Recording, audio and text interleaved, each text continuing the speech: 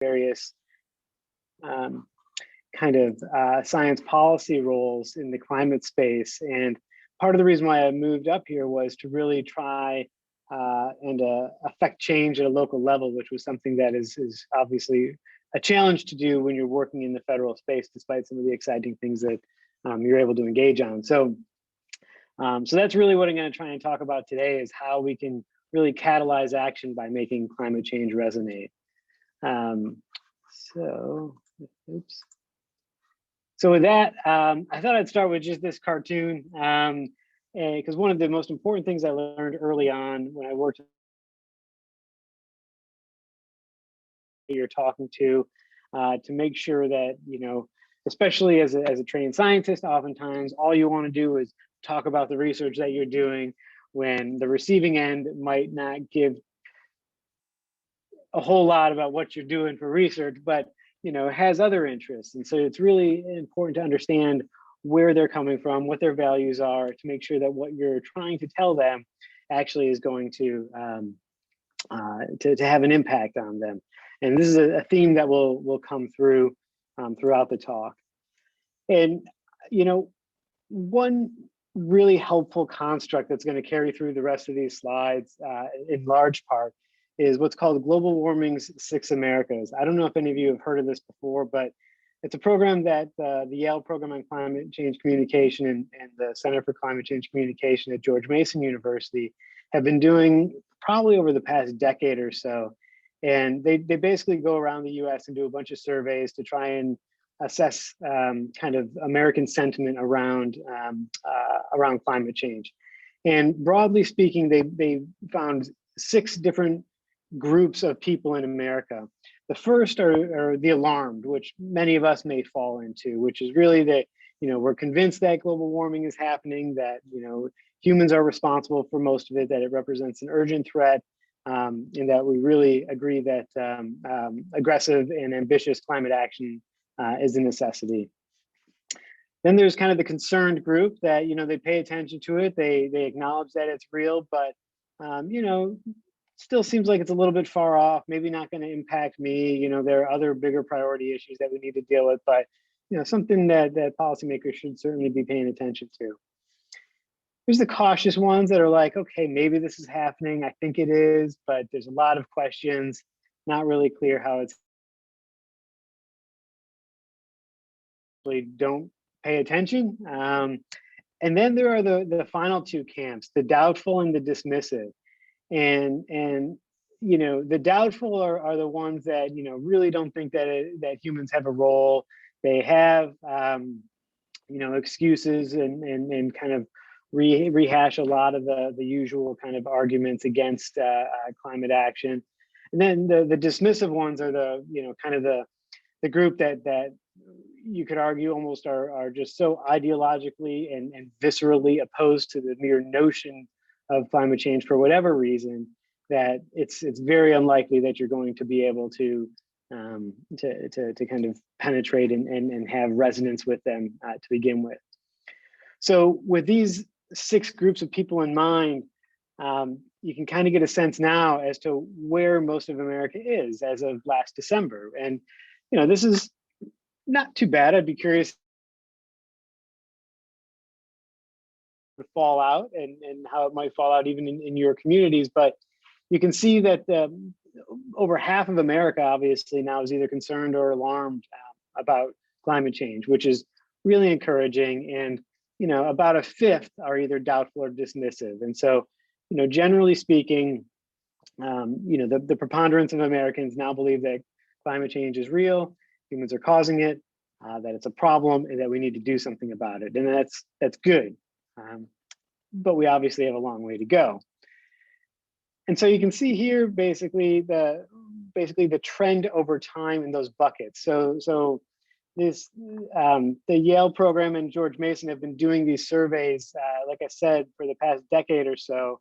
And you can see over the past decade how these different categories of people have changed over time. And one thing that really jumps out is just how much more alarmed people have become in the past 5 or 6 years. You can see that real jump kind of and around 2014, 2015 into present day. And you see slight declines in the number of people who are either disengaged or dismissive. And those are encouraging trends. And you have to ask yourself, what are the reasons for that, right? I would argue that some of them are extreme event driven, whether it was back in 2005, Hurricane Katrina really put things on the map for people in America when New Orleans was devastated. The horrific wildfires in California over the past 5 or 10 years have really opened awareness, and certainly the hurricanes in 2017 that decimated Puerto Rico and a lot of the Caribbean hurt things as well. And this is again just a snapshot of America, but you can see this sort of thing happening around the world, and certainly you as federal action becomes more centered around climate change, you certainly see you sort of see political action kind of following public sentiment in a lot of ways. And a lot of that, I would argue, is also driven by major studies and reports. And this could be things like, the Antarctic ice sheet is melting a lot faster than we thought, and it gets a big headline or something. But it could also be these major, either national climate reports or even these international ones from groups like the Intergovernmental Panel on Climate Change, the IPCC. So you can see, when scientists are able to communicate their findings clearly, that it really can have an effect on public sentiment. But we still have challenges to climate action in America. And the next series of slides are kind of county level of the percentage of adults who think different aspects of climate change. And so you can see in bold here that text will be changing for each of these maps, but the next 5 or 6 slides all kind of have the same type of information. And so you can see some things that you might expect, around San Francisco, for example, and Seattle and Miami and New York, the percentage of adults who think global warming is happening is quite high. And broadly across the entire country, that is certainly true. Over 70% of American adults think global warming is happening.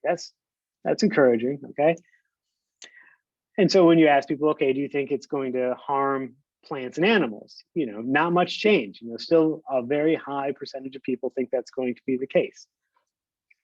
Do you think it will harm future generations? Do you see this sort of intergenerational equity issue coming into play? Again, these numbers are pretty sustained and similar, over 70%.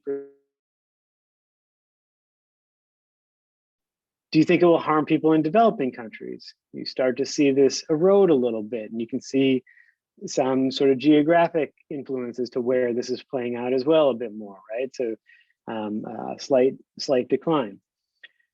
Do you think it will harm people in the US? And you see it decline even further. It's like, oh, well, we're Americans, we can figure this out, we're not gonna be affected. And here's the really shocking one. Do you think it's going to harm you personally? And less than half. You see a precipitous decline in people. So even though they think other Americans might be affected by climate change, it's certainly not going to affect me, right?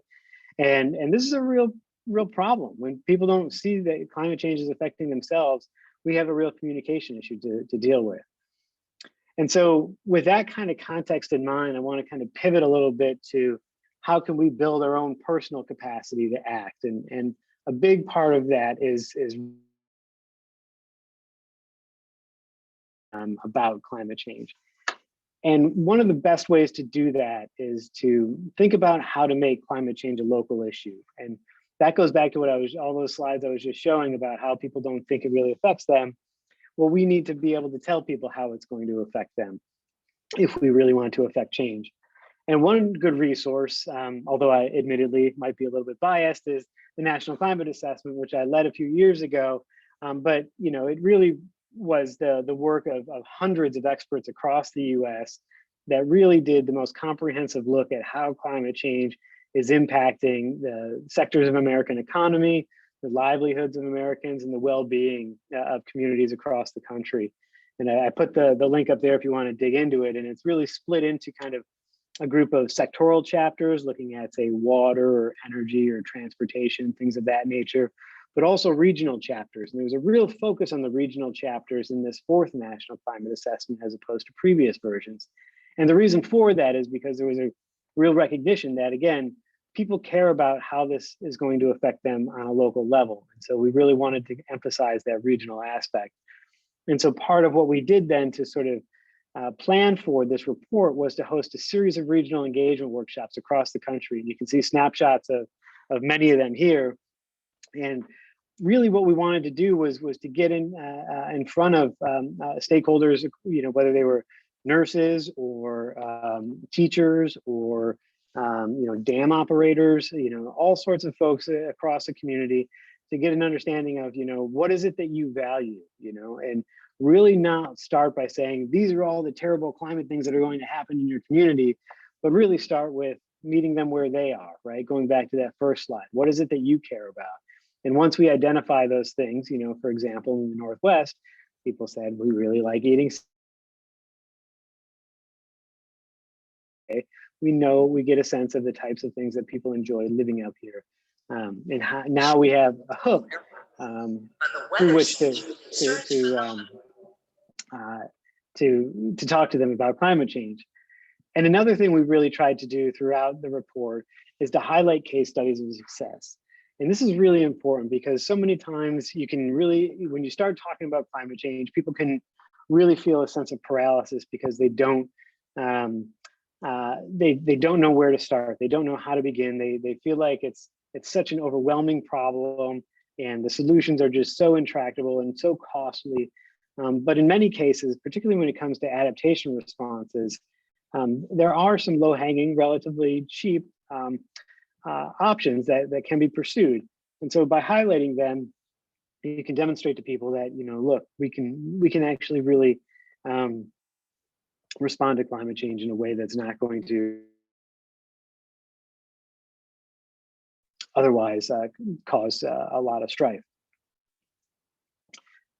So a few other resources I just wanted to kind of put before you all that might help as we sort of think about empowering ourselves to tell local stories are a number of federal resources that I point out. The first is NOAA's state climate summaries. I highlight the one from Maine here. You can see the Portland waterfront right out my window, actually. And this really gives kind of a high level summary of different climate trends, in temperature, in rainfall, and other kind of locally relevant metrics or indicators of climate change, as well as some projections about what that is, what is expected to happen in the decades to come. The EPA also has released state climate fact sheets. They're a little bit harder to find because the Trump administration sheets. I have it on good authority from my friends at the EPA that they intend to reactivate that site relatively soon, but you can still find them. It's just got a really long URL that I didn't post here, but these are a little bit more applied than these NOAA ones. The NOAA ones are really much more kind of physical science, and these ones really get into kind of on the ground impacts that might help tell a story a bit more. There's also this really thorough and comprehensive, what we call the U.S. Climate Resilience Toolkit.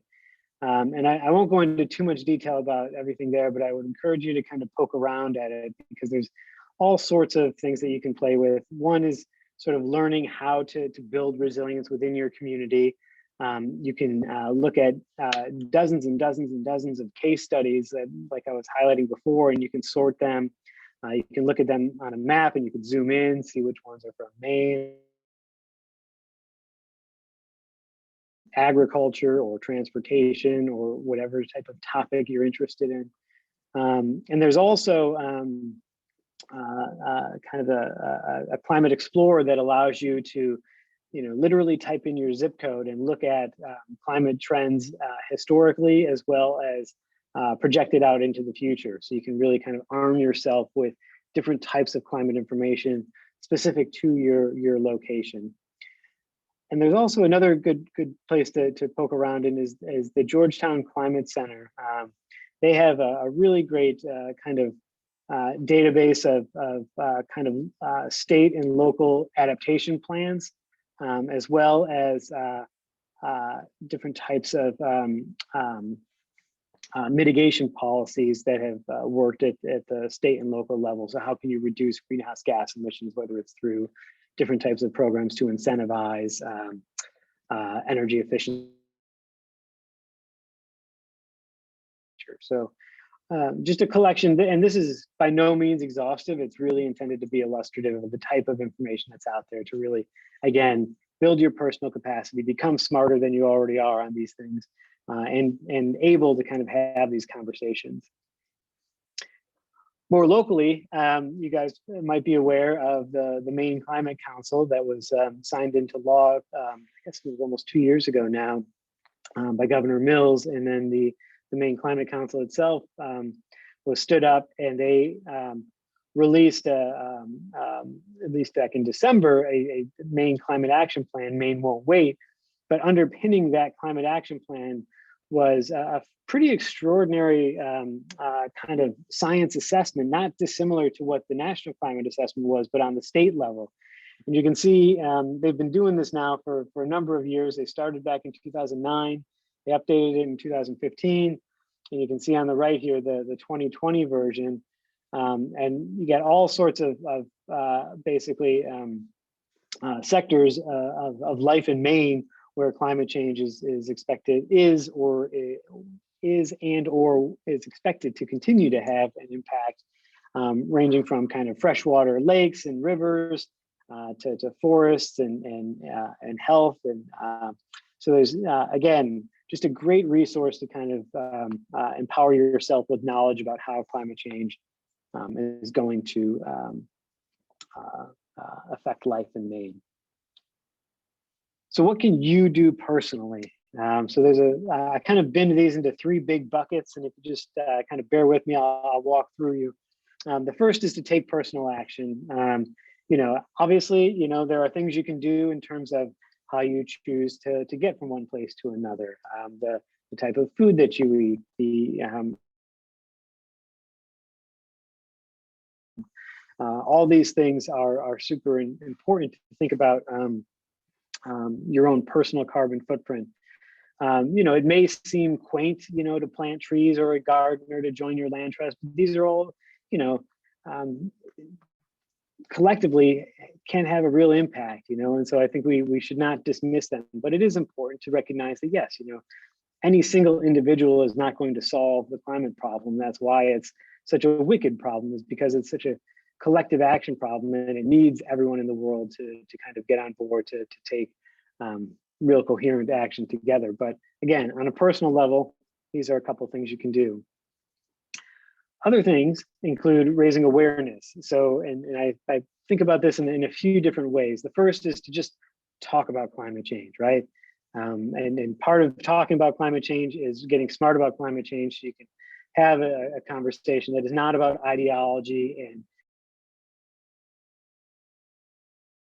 political issues, but to really come with evidence and to come with facts and to come with stories that will, again, resonate with the people that you're talking to, whether it's friends and family and neighbors and coworkers, or whether you're going before your town council or the state legislature. You know, we all have, I would argue, not just an opportunity, but a responsibility to do this. And it can be really kind of empowering to do this. And once you do it once, you know, it takes a lot of courage to kind of get up there and kind of expose yourself in that way, especially if you do it in a formal setting. But I think you'd find that if you do it, you know, with your friends, or if you do it, once you do it once, you become much more comfortable doing so. Similarly, there's any number of places you can write about climate change. One of the most effective things to do is to start following people on Twitter, for example, that are you know, pretty prominent in the climate space. And then, you know, you can really sort of get people that follow you to start paying attention and be like, oh yeah, you know, Sophia's actually raising some really good points. I should probably follow that person now, or I should read that article, or so on and so forth. You can volunteer for local conservation organizations, become a STEM mentor in your community to help the next generation kind of come up and build the skills that'll be helpful for them to be effective climate advocates. And organizing, this is obviously, it can take a ton of work, but when I was in DC, one of the most effective things we saw was the massive climate marches that were occurring soon after the 2016 election.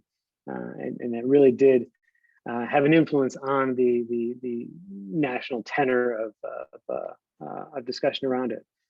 And another really important thing to do is just continue learning. And I can't stress this enough, myself included, it's really important to kind of stay abreast of what's going on, both in the policy, changing pretty quickly in the science space. And it's helpful to kind of to stay smart, and to stay attuned to what's going on. I've highlighted just a few different places where you can do this in different levels. If you want to do some citizen science and get out into the field in your community to sort of make some observations about how things are evolving, you can check out our ecosystem investigation network, which is a really fun kind of interactive way to kind of engage your fellow community members to learn more about how your ecosystem is changing. There's also a number of different sources for news. I put up there just the ones that I happen to pay attention to because I found them to be reliable and thorough and good. And joining listservs, right? It seems seemingly tedious or maybe small potatoes, but not only can you kind of meet people that are engaged in similar activities as you, can find job opportunities, you can network that way, you can find kind of events that you can go and take a part of. So locally, there's a number of non-governmental organizations that are involved in this work, and certainly nationally, there's scores of them as well. And then again, don't overlook the federal agencies. I again might be a little bit biased as a former Fed, but there's a lot of great stuff coming out of NASA and NOAA in particular when it comes to climate change. And so poking around their websites, just Googling, go to climate.gov and elsewhere, and you can find some really great information. So with that, I thought I would kind of pivot a little bit, kind of zooming out. We've talked a little bit about kind of the micro scale about what you can do as an individual, but I wanted to kind of talk about what's going on at kind of the national and state level to kind of put individual action into kind of that broader context. And I'll start by talking about the Biden-Harris presidential campaign. I served on the transition team, which was kind of an unprecedented transition experience. If you guys recall all the things that happened in between kind of November and January. But the campaign itself laid out 4 priorities really. And the first obviously was to get the country out of the COVID-19 crisis. And related to that, of course, was recovering our economy. And the third and fourth were different from the prior two, in that these have been kind of long-standing, systemic problems throughout society that we have not been able to address. And the first, obviously, is racial equity, and the second is climate change. And there's certainly a relationship between the two, and that overlap. A lot of focus had been placed both during the transition and in the early days, weeks, and months of the Biden-Harris administration, is thinking about how can we advance environmental justice and achieve both action and success in the climate space, while also addressing a lot of these historical inequities that have fallen on racial lines. And so one of the things that President Biden has done was to basically mainstream climate in his cabinet. And so you can see here just an image from Politico that basically shows all of the secretaries and cabinet officials across the federal government. And one thing that really kind of pops out, first of all, is that an extraordinary effort was made to populate a cabinet that looks like America. And so frankly, you don't just have a bunch of old white men, but you have people that represent different aspects and different perspectives, different lived experiences, and bring that into the highest levels of decision making in the country. And I think that's an exceedingly important consideration when we think about being representative, having a representative government for all of America.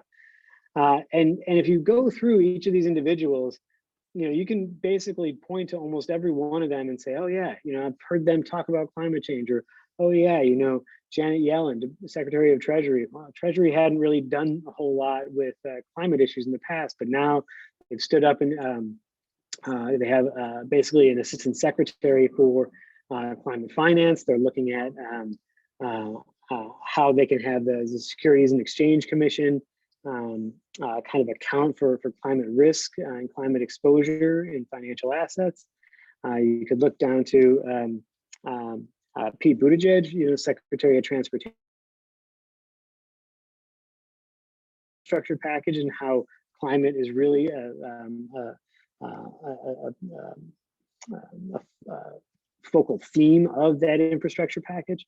And of course, bringing on board former EPA Administrator Gina McCarthy to lead the Office of Domestic Climate Policy, and former Secretary of State John Kerry to be the Special Presidential Envoy for Climate, focusing internationally on climate action. You really have some extraordinarily powerful, informed, and frankly capable people that are ready to implement an unprecedentedly ambitious climate agenda, which is where we're going next.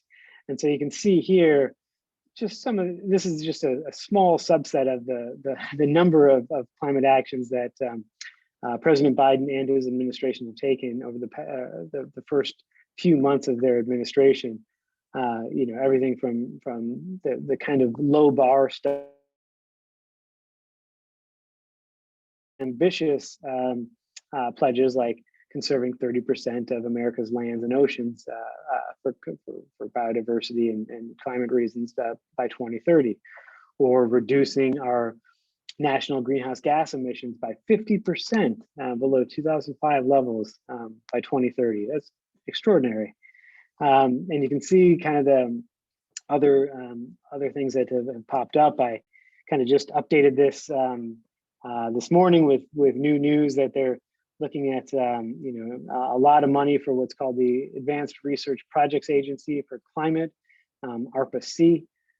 This is, depending on the source that you read, there's either $200 million or $1 billion. This is kind of the fuzzy math that happens in a presidential budget request, but the president released his budget, I believe, last Friday, or in the full budget.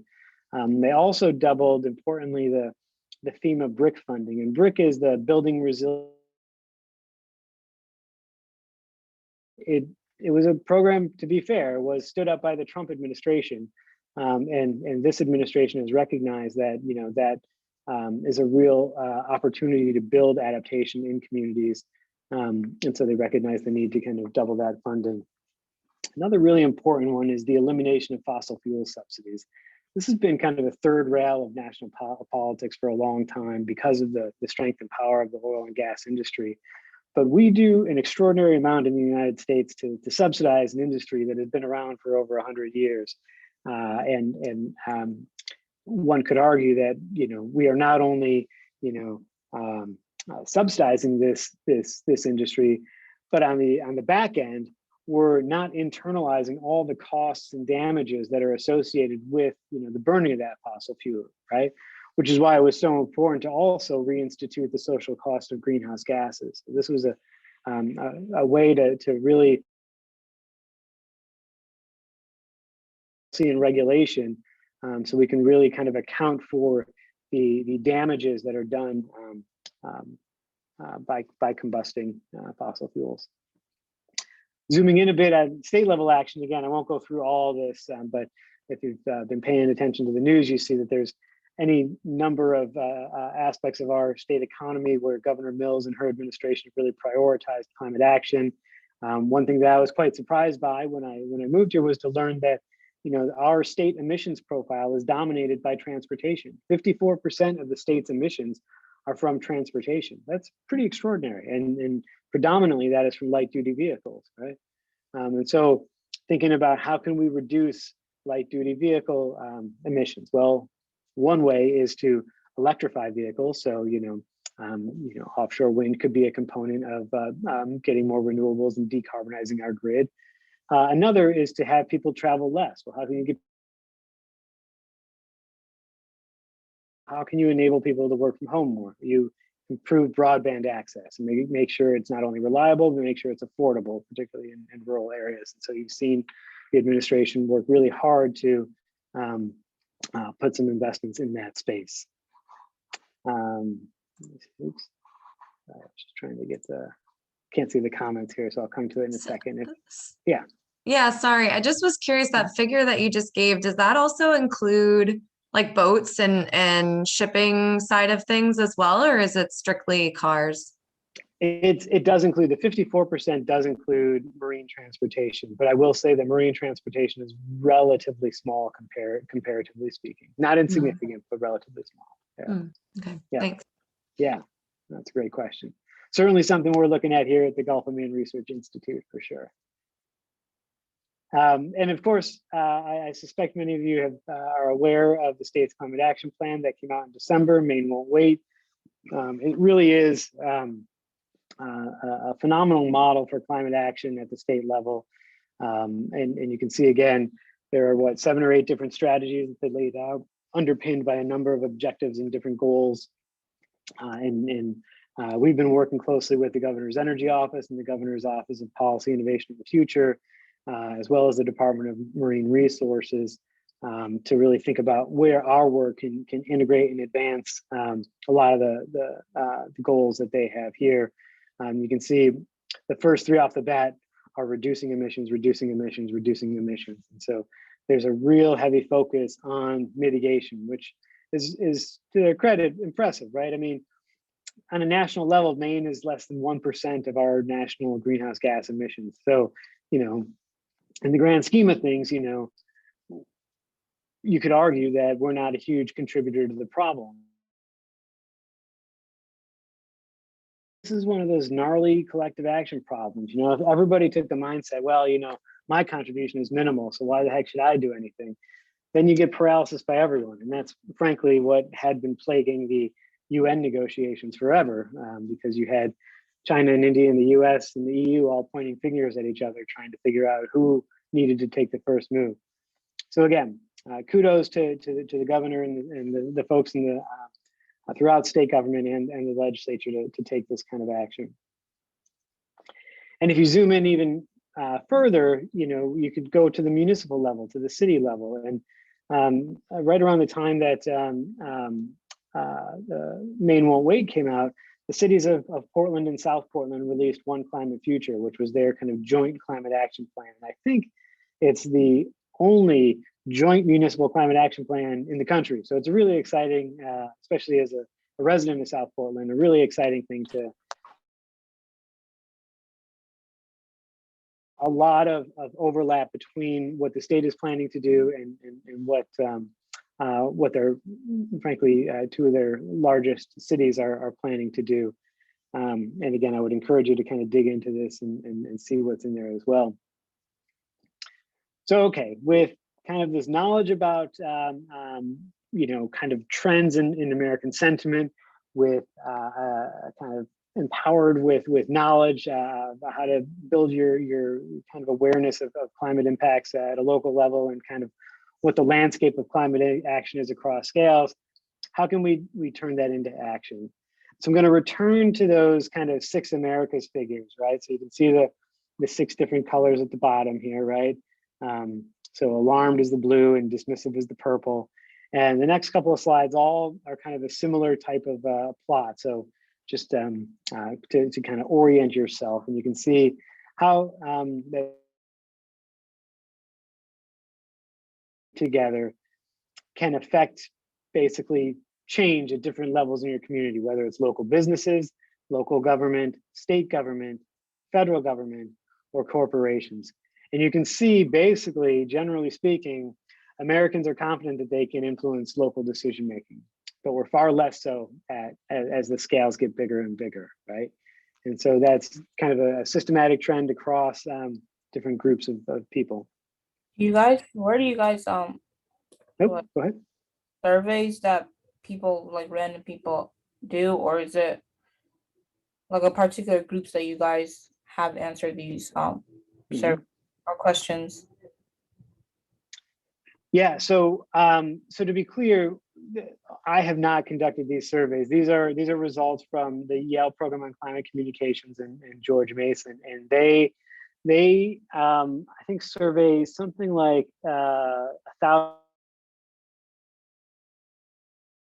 of selection of Americans as they term it. I don't know the exact methodologies that they use, but my guess is that, you know, as we've learned more recently, don't rely solely on landlines and that sort of thing, because you don't get a representative cross-section of America that way. So I think they've certainly worked to try and get representative sampling. Hope that answered your question. Yeah, I was just wondering because this is all American, so I don't know. That's true. Yeah. The next question then is, okay, well, if you think that you can affect change at a local level, you know, how likely would you be to do each of the following things if a person you like and respect asked you to do it? So would you volunteer your time? Would you donate money? Would you write letters? You know, would you meet with an official? Would you support engaging in nonviolent civil disobedience? There are different barriers to entry here, different commitment, different levels of, frankly, exposure and that sort of thing. And you can see, as you might expect, that many Americans indeed are willing to take political actions to reduce global warming, right? And I think that's an encouraging sign, right? So we feel like we can affect change at a local level. We are willing to take action. And so the final question, of course, then is, are we actually taking action? You know, over the past 12 months, how often, if ever, have you done any of the following, right?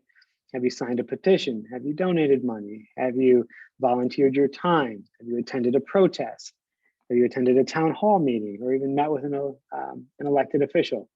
And so you can see that few Americans have actually taken political actions to reduce global warming, despite the fact that they feel like they can affect change, that they're willing to do it, but actually going that next step is oftentimes just, you know, because there's a. Let's recap. Quick tips for catalyzing climate action. First, know your audience, right? If you're talking to Senator Collins, it's going to be a very different conversation than if you're talking to, you know, I don't know, Mayor Snyder in Portland, right? So just know your audience and know what resonates, what other issues they're dealing with. We deal this all the time when we're trying to talk to lobstermen about climate change, right? Lobstermen are dealing with right whales. Lobstermen are dealing with, you know, trade wars with China, European tariffs, and offshore wind. You know, it's difficult to kind of get a conversation about climate change on their radar. Identify their values. So, you know, part of knowing your audience is figuring out what they care about. Once you figure out what they care about, you can have a conversation with them about the things that matter to them. Make it local, you know, really ensure, again, go back to that map, remember, that I showed that was basically all of blue America that said that they don't think climate change affects them. You know, make it a local issue by getting smart about climate impacts at the local level. Tell stories, right? One thing that scientists oftentimes are really bad at is sea level rise is going to happen. You know, we're going to get 4 feet of sea level rise. Okay, I don't. What does that mean for me? You know, I don't know. But you know, that historic lighthouse that we like to go to family vacations on. Well, you know, that first window is going to be all underwater by the time your grandkid is going to be able to go there. Same type of information, just a totally different way of telling it. And I think that's really important to talk about. Another one is balancing doom with opportunity. This is something we've learned, I think, more recently, is that oftentimes we used to enter climate conversations with, you know, the world's on fire, and it literally is in many cases, right? But the problem is that oftentimes that can just induce a sense of paralysis. And so you really want to say that, look, you know, yes, bad things are happening and they're going to get worse, you know, and they're going to keep getting worse until we put emissions down to zero. And even when emissions go to zero, things are going to stay bad for a very long time. But, you know, as you hear Secretary Kerry talk about now, there's opportunity in responding to the climate crisis, right? There's economic opportunity, There's sort of the reinvigoration of communities, a renewed sense of cultural identity, all sorts of opportunities exist. And it's frankly our choice as to whether we want to capture that opportunity or remain sort of captive to the doom around climate change. Highlight success stories. Again, this goes back to kind of the previous point. You don't just want to you want to make it a reality. You don't want to make it seem like it's some sort of far off thing that we're not going to be able to achieve. But tell those local success stories. We just installed an EV charger in our house, or oh man, did you see the restoration of that salt marsh over in Scarborough? Whatever. Like there's all sorts of really small, relatively small scale things that we can highlight as being success. And finally, keep getting smarter. I think this is a really important point. Always strive to learn more. Always strive to kind of make bigger networks, to have a bigger impact. And more than anything, I would say just do something, because every little bit matters. So with that, I want to thank you all for the invitation. Give you my contact information there. I'll stop my screen share and would welcome a conversation, any sort of reactions, comments, questions, so on. I can ask a question. When did you first find yourself heavily interested in climate change? Memory you have or moment where you were like, oh, I want to do this? Yeah, it was probably frankly my senior year of college. I was a chemistry major, and all my friends were chemistry nerds like me were going on to med school, and I decided, man, I really don't want to go to med school. It sounds like a lot of debt and a lot of work that I don't want to do. And so I did a kind of an independent study senior year about ocean acidification. And, I didn't know anything about it, but I had a really engaging oceanography professor, and I really liked her. And, she went on research trips to Antarctica, which at the time I was just like, wow, you can go to Antarctica? That's so cool. And, so I got to talk to her, and she, really was, her name's Amy Leventer, and she was awesome. Go back to my undergraduate college a couple of years ago, 15 years or so after I had graduated, and I hadn't talked to Professor Leventer in the ensuing 15 years. She had no idea the impact that she had on my career. So it was really fun to kind of go back, and see her now. She was a young professor then. I came back, she had all gray hair, and she's and to tell her the story of one person that she influenced, like, yeah, it makes a difference, to find those people that you can be inspired by.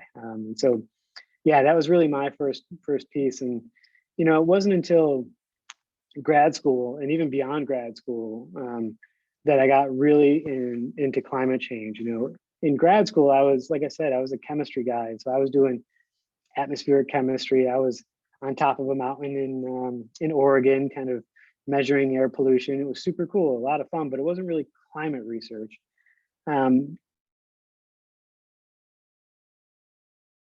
How that research applies to societal problems. And that's how I got pulled into DC and into the science policy space. And climate was just sort of a very natural thing for me to get engaged in once I got to DC right around 2010. That was when the Waxman-Markey bill had just died. And so there was a lot of, just a lot of focus on the issue. So yeah, doesn't need to be a comment. Any experiences that you all have, trying to catalyze climate action in your own neighborhoods or communities, or concerns you have about doing so?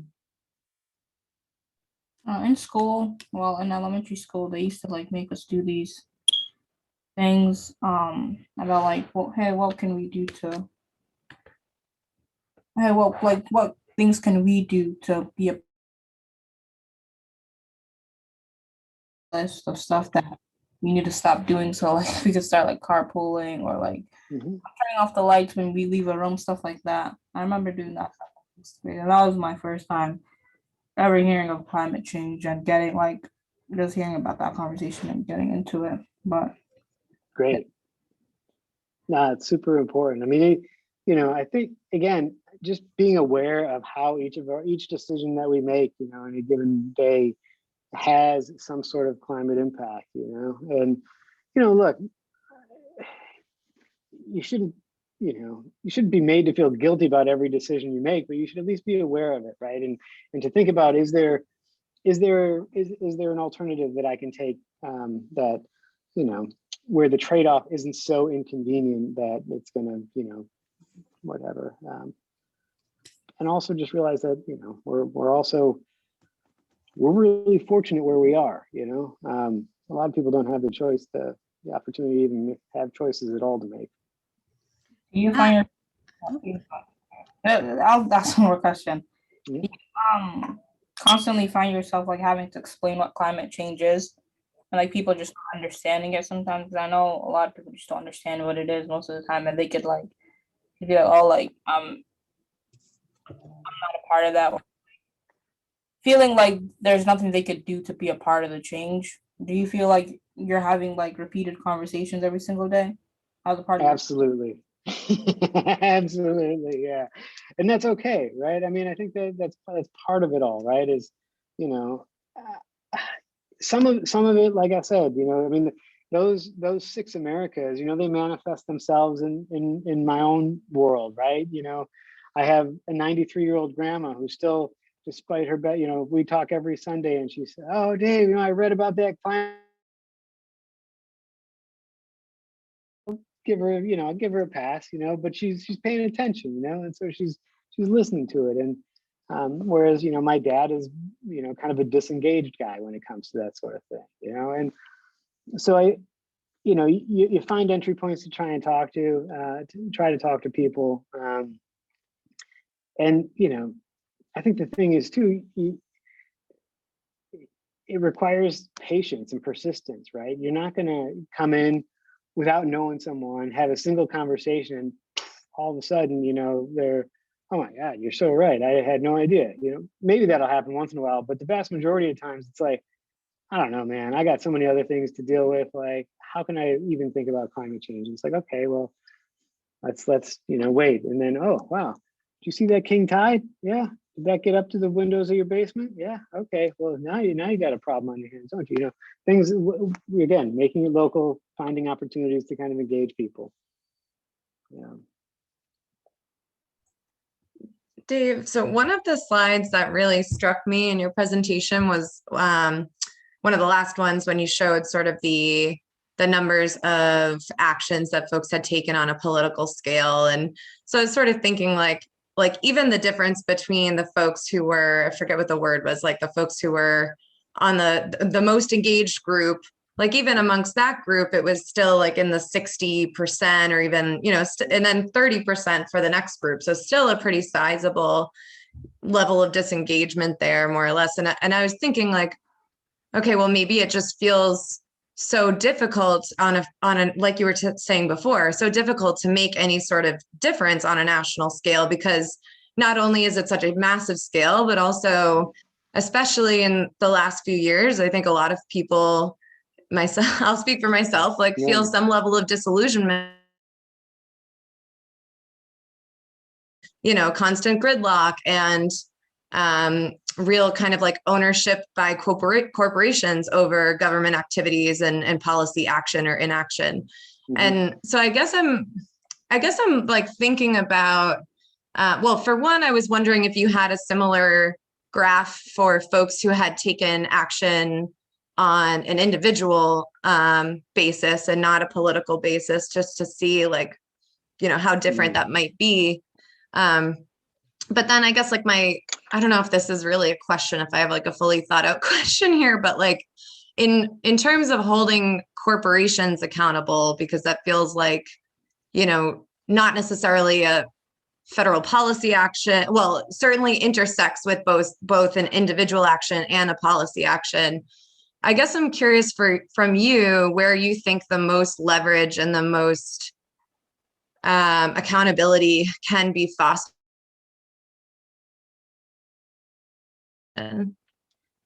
Yeah, on your first point about individual action, I don't. I'll drop the link in the chat window so you guys can poke around the different reports. They've released a bunch of reports. I don't know offhand, but I wouldn't be surprised if they have it. So you can poke around. On getting businesses to act, it's not dissimilar to a lot of like the plastics issues, right? There's an element of greenwashing that a lot of businesses that have done over the past couple of decades. There's no doubt about that. However, I think more recently you've actually started to see more and more, especially big companies, take action and pretty aggressive action. Or I should say, yes, some have taken action. Some have made very ambitious commitments. It remains to be seen whether they actually follow through. But they are making big hires, like chief sustainability officers and having real dedicated sustainability, departments. They are also one of the biggest things that is happening. Folks like myself can't really affect this because I'm not an investor, because I don't have the luxury to be an investor, but to be a major shareholder, you saw this. I don't know if you guys followed the news last week or whatever. I think it was Exxon and maybe I forget, maybe Chevron. They had their big shareholders meetings and they got kind of quote unquote activist shareholders on the board of directors. And so, the CEOs of those companies were kind of like, oh crap, things are, I'm going to start getting more pressure to change some of our business practices. And there's this small kind of boutique investment firm called Engine Number One. They basically made the case, I can't remember if it was Exxon or Chevron, that look, they didn't make like a pure be a good neighbor, steward of the environment case. They made an economic case like, look, your business model is garbage for your investors because you are investing in all of these assets, these oil fields and everything else that are at some point going to be an unsustainable investment and are, and so, change is happening, obviously, like any politician, like any, community, whatever, there's a spectrum of good actors and bad actors and earnest ones and ones that aren't. It's worth looking, for example, at certified B corporations. That's kind of a group of companies that are sort of committed to sort of, what they call ESG now, environmental, social, and governance kind of leadership. And there's a number of certified B Corps in Maine. Coffee by Design is one. I think Luke's Lobster is another. Androscoggin Bank. There's a whole bunch of them. Revision Energy. But that's a good kind of, and supporting those businesses is a good way to say, hey, I as a consumer want to spend my money at a place that takes these things seriously. So those are a couple ways to kind of do.